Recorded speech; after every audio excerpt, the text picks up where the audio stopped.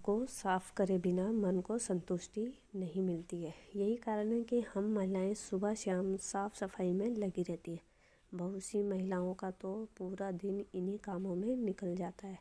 मुझे ऐसा लगता है कि कुछ बातों को ध्यान में रखने से हम घर की साफ सफाई आसानी से कर सकते हैं। आज मैं आपको इसी बारे में ही बताने वाली हूँ। तो चलिए सबसे पहले अपने बेड को अच्छे से ऑर्गेनाइज कर लेती हूँ। तो हे एवरीवन, गुड मॉर्निंग, नमस्ते, राधे राधे। कैसे हैं आप सभी? आई होप आप सब बहुत अच्छे होंगे और मैं भी अच्छी हूँ। तो चलिए गाइस, आज की वीडियो स्टार्ट करते हैं। तो जब घर के सभी मेंबर अपने अपने काम पर चले जाते हैं, मतलब हस्बैंड ड्यूटी चले जाते हैं, बच्चे स्कूल, तो उसके बाद पूरे घर को एक साथ साफ़ करना आसान हो जाता है और जल्दबाजी तो हमें बिल्कुल नहीं करनी चाहिए। तो पूरे घर को एक साथ साफ़ करने पर सफाई जल्दी होती है। मैंने बहुत बार गौर किया है कि जब जब मैं एक काम को आधा कर कुछ दूसरा करने लगती हूँ, तब सफाई में अधिक समय निकल जाता है। सही तरीका यह है कि आप पूरे घर को एक बारी में साफ़ करें और उसके बाद कुछ और करें। जैसे कि आपका सब काम हो गया है, मतलब आपने रूम को अच्छे से ऑर्गेनाइज़ कर दिया है, तो उसके बाद जो कपड़े धोने वाले हैं उन्हें लॉन्ड्री में रख दें ताकि आपको कपड़े ढूंढने ना पड़े और सब लॉन्ड्री में ईज़िली मिल जाए और धोने में कोई प्रॉब्लम ना हो। उसके बाद सामान रखने का तरीका भी बदले।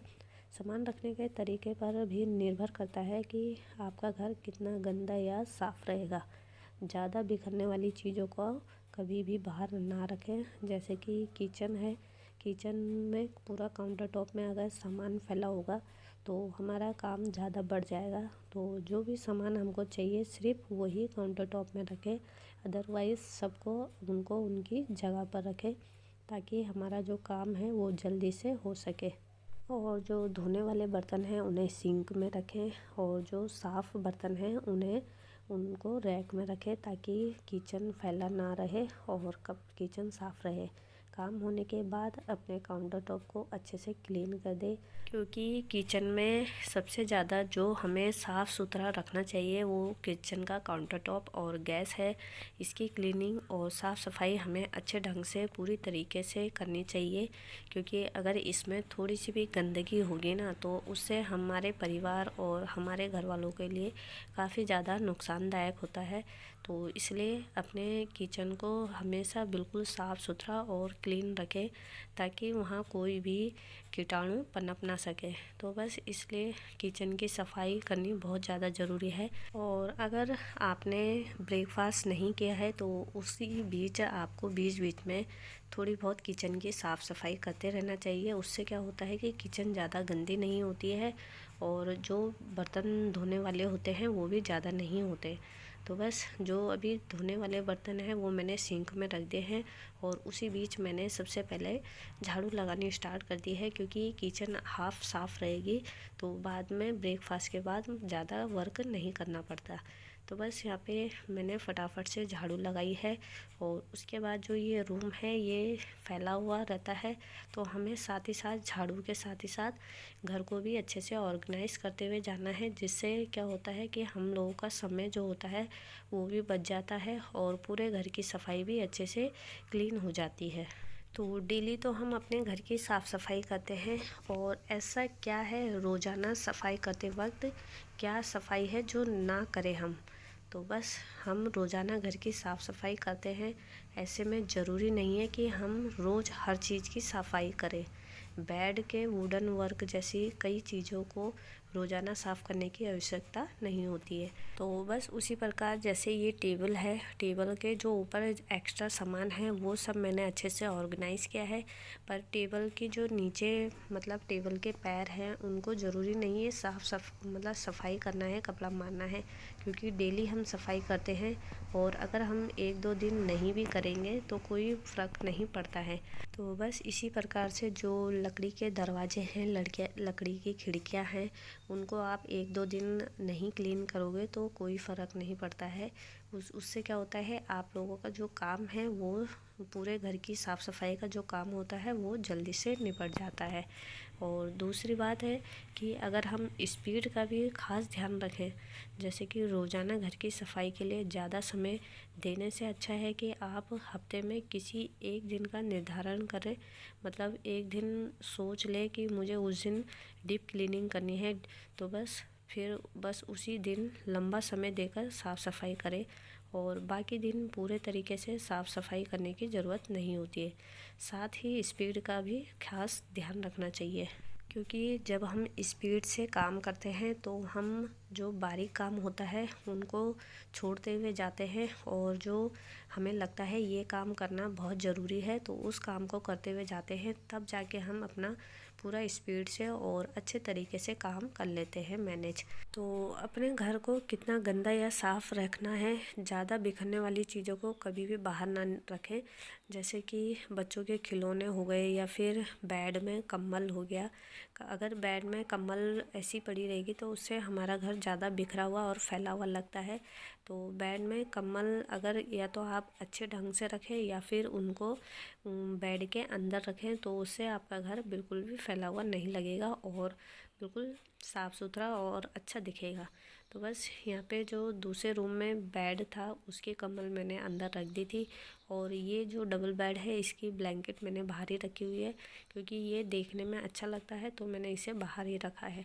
तो बस फटाफट से सुबह मॉर्निंग वाली मैंने झाड़ू लगाई है और उसके बाद आ गई हूँ मैं किचन में।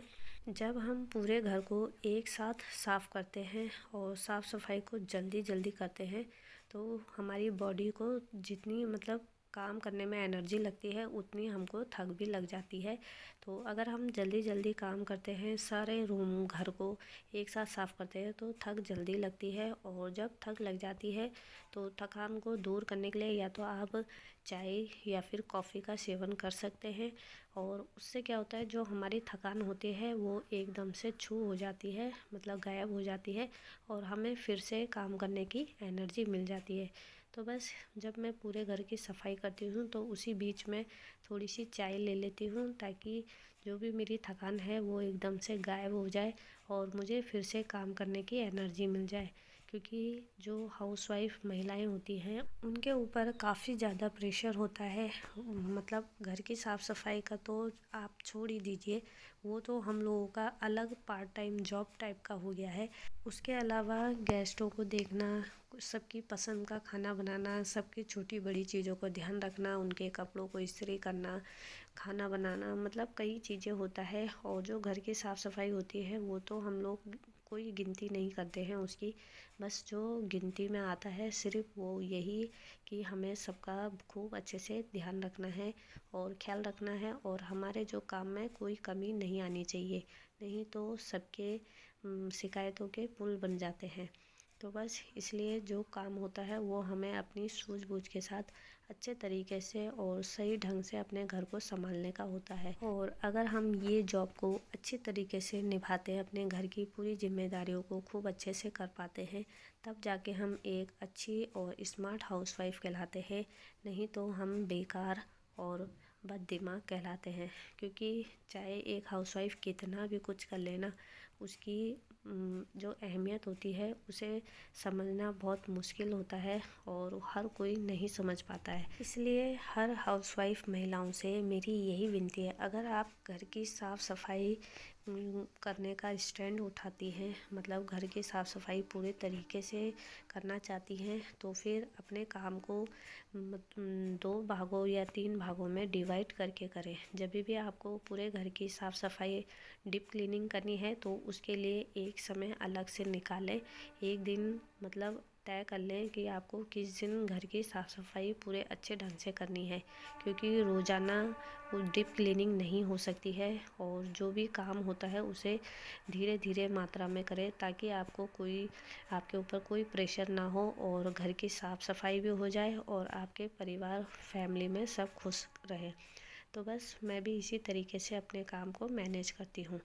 तो चलिए, आप देख सकते हो ब्रेकफास्ट से पहले मैंने पूरे किचन की थोड़ी बहुत क्लीनिंग करी हुई थी, और फिर से किचन का वही हाल हो चुका है, क्योंकि उसी बीच मम्मी ने और मैंने ब्रेकफास्ट नहीं किया था। तो बस यहाँ पे मम्मी ने फटाफट से पाठ पूजा कर ली है और मैंने ब्रेकफास्ट बना के रेडी कर दिया है। तो तो बस मम्मी भी आ गई थी और हमने मिलकर ब्रेकफास्ट किया, क्योंकि अकेला ब्रेकफास्ट नहीं हो पाता है, मन नहीं करता है, क्योंकि जब हम फैमिली के साथ रहते हैं तो थोड़ा सा हमें वेट सब्र ज़रूर रखना चाहिए।